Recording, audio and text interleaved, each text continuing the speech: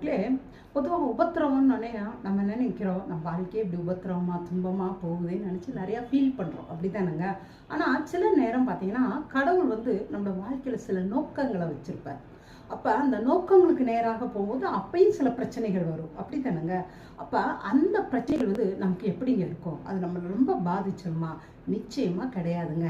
நீங்கள் அப்படி தான் பாருங்களேன். நீங்கள் யோசேப்போட வாழ்க்கையோட கோல் என்னன்னு கேட்டால், அவன் எகிப்தின் அதிபதியாக மாற போகிறது, அப்படி தானேங்க. அது நிமித்தம் இவங்கெல்லாம் யார்?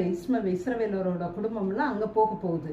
இது தேவனுடைய திட்டம். அவன் அதிகாரி, அவன் பெரிய ஒரு அதிபதி ஆகணுங்கிறது தேவனுடைய நோக்கம். ஆனால் அந்த பாதைக்கு அவன் போகும்போது சில உபத்திரவத்தின் வழியாக அவன் போக வேண்டியது இருக்குது, அப்படி தானேங்க. அவன் அடிமையாக சகோதரர் இடத்துல இருந்து அப்பாவை பிரிய வேண்டியதாக இருக்குது. அதுக்கடுத்து அடிமையாக விற்கப்படுறேன். ஆனால் அந்த உபத்திரவம் எப்படி இருந்துச்சு நீங்கள் நல்லா கவனிச்சு பாருங்களேன். அவன் உண்மையிலே ஒரு அடிமை எப்படி அவங்க கொண்டு போய் விற்பாங்களா அந்த சந்தையில்? ஒரு ட்ரெஸ் இருக்காதாங்க, அவ்வளோ கொடுமையாக இருக்கும். அந்த ஒரு துன்பம் உண்மையிலே ரொம்ப வேதனைப்பட்டிருப்பான். அதோட அவங்க அப்பாவை பிரிஞ்சது அவனுக்கு இன்னும் தாங்க முடியாத ஒரு துன்பமாக தான் இருந்திருக்கும்.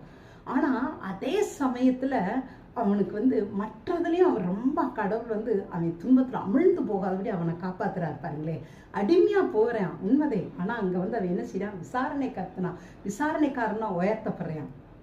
சிறைச்சாலைக்கு அவன் எங்கே போகிறான்? ஒரு கைதியாக போகிறான். ஆனால் அங்கே கைதிகளை விசாரிக்கக்கூடிய ஒரு உயர்ந்த இடத்துக்கு அவன் வர்றான், அப்படி தானேங்க. அப்போ அந்த உயர்வு அங்கங்கே வர்ற அந்த சின்ன சின்ன உயர்வு அது அவங்களுக்கு அந்த துன்பத்துலேருந்து கொஞ்சம் வெளியே வரும்போது ஒரு மகிமையாக அவங்களுக்கு இருக்குல்லங்க. துன்பத்தின் பாதையில் போகும்போது இப்படி தாங்க ஆண்டவரோட வழிநடத்தல் இருக்கும். ஒருவேளை நமக்குன்னு ஒரு பெரிய நோக்கத்தை ஆண்டவர் கொடுத்துருப்பார். அந்த நோக்கத்துக்கு போகும்போது சில உபத்திரங்கள், சில பிரச்சனைகள் வரலாம். ஆனால் அது நம்மளை அமல பண்ணாது. அப்பப்போ அந்த பிரச்சனைன்னு போகும்போது சின்ன சின்ன சந்தோஷங்களை கொடுத்து அதை மறக்க செய்து தாங்க நம்மளை கொண்டு போவார், அப்படி தானேங்க. யோசேப்போட போத்திபார் வீட்டில் விசாரணை ஒரு மேனேஜர் மாதிரி இருக்கும்போது அவைய கொஞ்சம் சந்தோஷமாக தான் இருந்திருப்பியா, ரொம்பவே ஃபீல் பண்ணிருக்க மாட்டேன். ஏன்னா அவன் 4 பேர்த்த அவன் விசாரிச்சுக்கிட்டு இருக்கான் சிறைச்சாலையிலே. அவனை யோசித்து பாருங்க. எல்லாருக்கும் ஆறுதலாக தானே இருக்கியா? எல்லாரும் விசாரிக்கக்கூடியவனாக தானே இருக்கிறியா? அப்படி இருக்கும்போது அவன் ரொம்ப அடிமையில் அவன் பாதிக்கப்படலை. ஏன்னா கடவுள் அவன் கூட இருந்தாருங்க. இன்றைக்கும் நீங்கள் உங்கள் வாழ்க்கையில் சில நோக்கங்கள் வழியாக போகும்போது சில துன்பங்களில் போகலாம். ஆனாலும் அந்த துன்பத்திலையும் ஆண்டவர் உங்களுக்கு ஒரு சமாதானத்தை, சந்தோஷத்தையும் தந்து உங்களை நடத்துவாருங்க. தேங்க்யூங்க. காட் பிளஸ் யூங்க.